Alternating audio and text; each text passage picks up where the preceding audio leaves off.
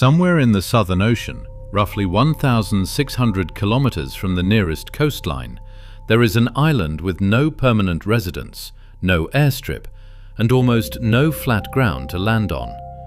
It is called Bouvet Island. 90% of it is buried under glacier ice, and underneath that ice sits an active volcano.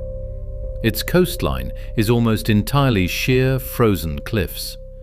It is, by most measures, the most remote island on Earth. In 1957, an American icebreaker passing the island noticed something new: a stretch of black volcanic rock where before there had only been ice and sea. A recent eruption had pushed fresh lava into the water, creating flat, low-lying ground, something almost unheard of on Bouvet. The Norwegians who mapped it gave it a name: the Ny Røyse, the New Mound. For a remote weather station, flat ground like that was rare and valuable. Someone would eventually have to go and look at it properly. That someone arrived 7 years later.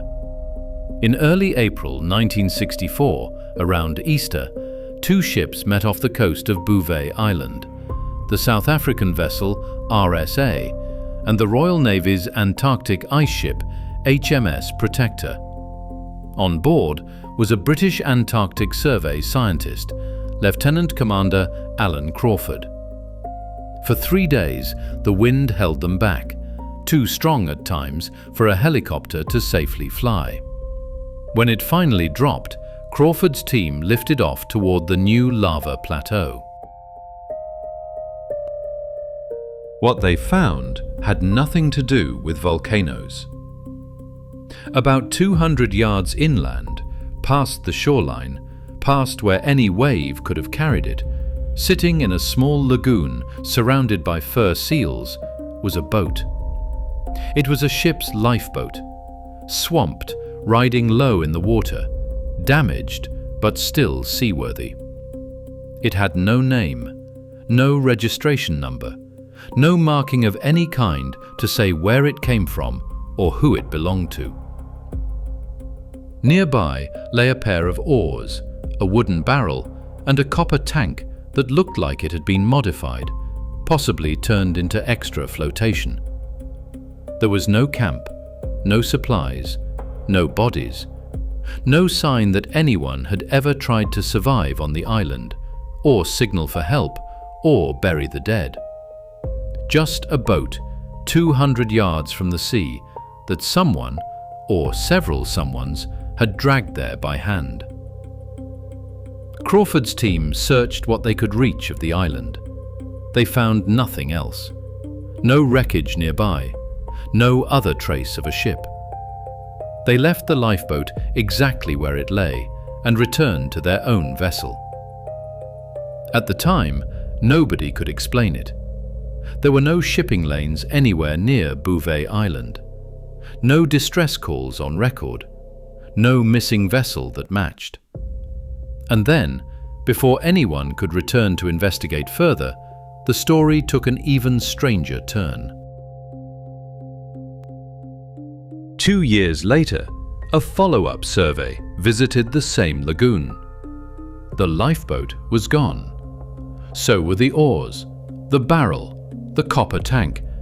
Every trace of what Crawford had documented just 2 years earlier vanished. Whoever, or whatever, had put that lifeboat there had apparently come back for it. Or something else had happened to it entirely. Nobody has offered a confirmed answer since. Expeditions returned to Bouvet Island in the decades that followed, in the 2000s and again in 2012, hoping to find some trace of the boat or a clue to where it went. They found nothing, not a single piece. To this day, the lifeboat that Alan Crawford photographed in 1964 has never been recovered, and its origin was never confirmed by any government, any shipping record, any survivor. For decades, that's where the story stopped. A boat from nowhere, on an island nobody visits, that vanished before anyone could explain it. Documentary after documentary called it unsolved. Forum after forum called it one of the strangest mysteries in the world. But in recent years, a very different kind of investigator started digging.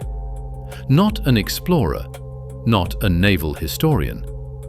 Ordinary people online, cross-referencing old shipping logs against Cold War archives, piece by piece in their spare time. And they found something the original 1964 report never considered. That discovery is part 2.